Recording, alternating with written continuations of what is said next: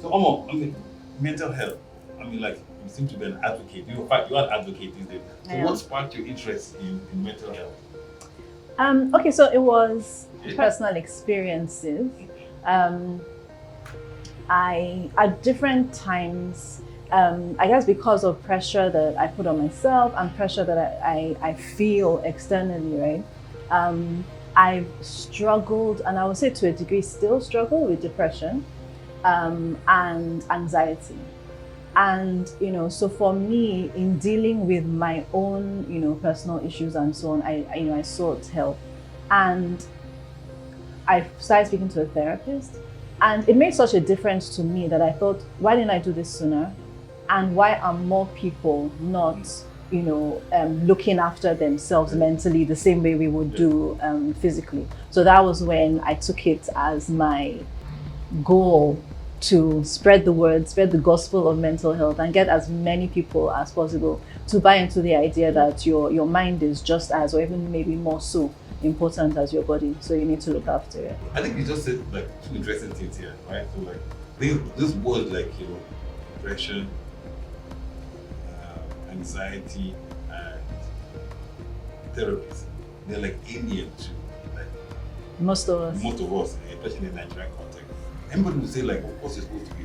I mean, like people use interchange both depression, anxiety with stress. Of course, you're supposed to be stressed in Nigeria. Yeah. So you're supposed to be stressed in Nigeria. There's no light, there's no power. Yeah. Getting things done is a chore. Yeah. And isn't that what it is? Everyone's just stressed. So why is yours special? Okay, so it's not it's completely different on a different level from stress, right? Stress in a way is actually a positive, right? Because it is stress that spurs you on to do more and and all of that. But when and we all have issues at some point. Everybody has a struggle, maybe you had a bad day, there's traffic and all of that, right? So it's okay to be sad sometimes. Sure. But when it then becomes deeper and longer than just the occasional sadness or the occasional upset, right? When it becomes debilitating to the point where it's almost crippling and paralyzing and you cannot function normally, you cannot choose to snap out of it, then that is when it becomes a deeper issue that you need to be worried about. So I mean, like, okay, yes, okay, and we'll get back to that. Right? So, and then you talk about therapy, talking to people. I mean, like, everybody wants to be safe here in Nigeria. What's the difference between a therapist and your friend, or your grandma, or your auntie, or okay, or a friend? Yes. Okay, so it's kind of like, I guess, the difference between your friend or your boyfriend giving you a massage because it feels nice, right? And you actually have back problems and you need a physiotherapist. It's not for everybody. Like having a chat with your friend is nice. You drink over, have a cup of coffee and you gist or whatever. And your friend might be telling you, saying things like, he did what? Like, that's crazy. But it's not necessarily constructive or productive, And so if you actually have mental health issues, or even if it's not as deep as depression or whatever, you're just dealing with life's day-to-day stresses or traumas and so on, you need to speak to a therapist who is trained and knows the right things to say and the ways to sort of guide the conversation and guide you to see things from a different perspective. And it's an unbiased point of view. It's an objective point of view. They will be able to have you look at things the way a friend or family member may never be able to.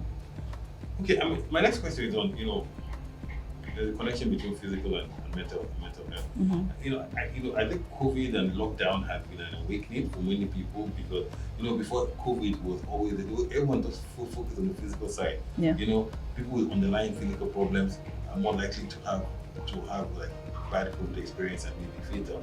And what we've seen is that people with mental health challenges are also suicidal, or we had some few suicidal cases where I don't think this would have happened, but I don't know if you hadn't had that whole COVID and lockdown and just a change.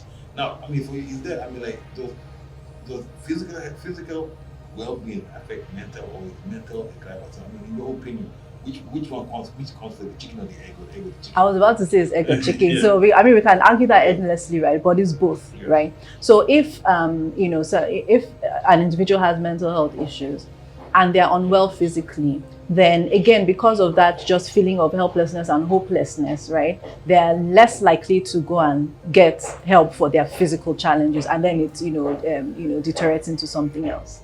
And the mind does have a powerful effect on the body, even just being motivated to get up out of bed. Sometimes when you're ill, the last thing you need, depending on what it is, the last thing you need is to just lie down there and feel sorry for yourself. You need to actually get up and move and, get fresh air or whatever. And if you don't have that mental, capacity to push yourself, then the physical and the mental, they're interconnected, and they affect each other. So the story here is that you have to look after both of them. Absolutely. Talk to your therapist, 100%. and talk to your coach, and look after your body. Yes. Body. And so, I mean, before we get down to battle of the sexes and the genders, I mean, so what in general? Is that a battle? I thought we won. That's an ongoing battle. Just in the next situation still. So, I mean, what do you think are the big factors that affect depression, cause depression? And secondly, is it the same for both men and women, or is it different depending on the context? Okay, so things like depression and all of that, there are loads of different factors that can affect it. There are some like physiological factors. There are, I guess, social and socioeconomic factors. So say somebody's out of a job and whatever, and they're just, things are not going well, it can lead to all of that. It can also be external societal pressures, right? Expectations, rigid expectations, demands from all over, and we are expected to, how they say, take it with your chest and deal with it and just get on with it. We're expected to remain silent when we're having problems. Don't talk about it. Don't tell anybody. God forbid. Don't say that. Yeah. I reject it in Jesus' name. You can't even talk, And so that sort of feeds this, bottling things up is never a good idea. It's something has to give, and if you don't give expression, and you don't address the issues that you're facing, ultimately there will be a struggle. The question is it different for men and women? I think so. I think it can be.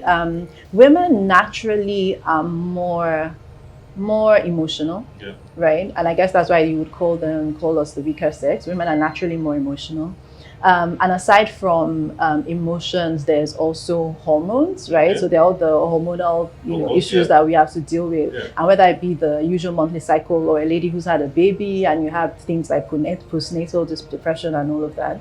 And I think society expects different things from us, from men and women, right? So at work, most guys, and I'm going to generalize here, it's not always the case, but mostly, so guys have a tough day at work. After they're done, they go down to the bar and have a drink and unwind and gist and all of that. And it's okay and it's expected. Yeah. And you might text your wife, I'll be home later, and it's fine. Yeah. The women have to be